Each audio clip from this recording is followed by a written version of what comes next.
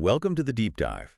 Today we're diving into a pretty short but really powerful ancient text, Psalm 26. Yeah, this one's fascinating. It feels so personal, It's like someone standing up and saying, okay, look at my life, look at my character. And judge me on that. Exactly. Vindicate me based on this. So our mission really is to unpack what this specific text tells us about, well, trying to live a life of integrity. And the kind of confidence that might come from that. Right. A surprising confidence, maybe. Okay, let's get right into it then. Yeah. The psalmist starts off, incredibly bold. Vindicate me, O Lord, for I have led a blameless life. I have trusted in the Lord without wavering. That's quite the opening statement. It really is. No messing around. They're grounding their whole appeal not just in wishful thinking, but in how they've actually lived. Actively lived, yeah. And what's striking is that immediate link they make. My integrity, my unwavering trust, this is my foundation. Let my character speak for itself. And they don't just claim it. They actually invite scrutiny. Test me, O Lord, and try me. Examine my heart and my mind. Which is, wow, who asks for that level of internal inspection? It takes serious confidence. Or maybe, a real desperation for that divine check-in. So what builds that confidence? The psalm seems to point inward. It says something like, your love is ever before me, and I walk continually in your truth. So it's an active thing, constantly keeping that truth, that love, in focus.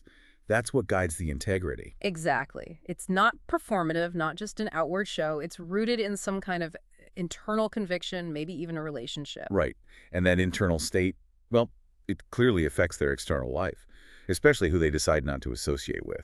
That's a big part. They say, I do not sit with deceitful men. I abhor the assembly of evildoers. Refuse to sit with the wicked.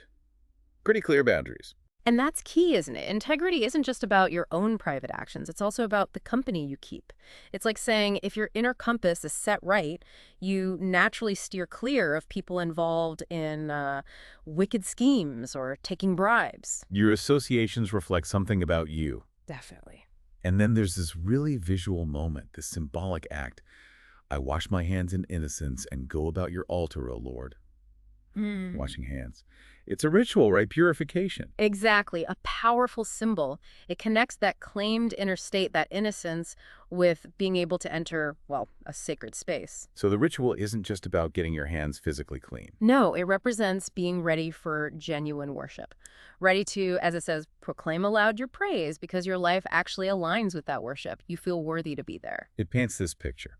Living a life you believe is worthy of testing, keeping away from bad influences, using symbols to affirm that inner state. And then confidently approaching the divine. Yet, even with all that confidence, they still circle back to a plea near the end. Do not take away my soul along with sinners. Redeem me and be merciful to me. Still asking for help, distinguishing themselves from those with hands full of bribes. Yeah, it's a final stark contrast. Even asserting a blameless life, there's still this recognition of dependency, a need for grace. So it's not arrogance then. Doesn't seem like it. It suggests integrity as the foundation, but you still need redemption, mercy. You're still distinct from the truly wicked. So wrapping up, this short psalm packs a punch. It weaves together the inner life, heart, mind, trust with outward actions like who you associate with, and even these symbolic acts. And that powerful contrast runs through it, the life built on truth versus the life built on schemes and bribes. The core takeaway seems to be that tight link between your internal character, your external associations, and your confidence in, well, seeking that divine perspective. It really pushes you to think about what blameless could even mean. Maybe not perfect, but sincere, grounded in trust and truth. Yeah, and it makes you wonder, how do we measure our own integrity today? What signals do we use, consciously or not, to show ourselves or others what we stand for? Like those symbolic hand washings, what are our modern equivalents? And then there's that final image. It's quite powerful. My feet stand on level ground. In the great assembly, I will praise the Lord. So if living this way gives you level ground, stability, a clear conscience, maybe fairness. How does that foundation change your ability to confidently, participate?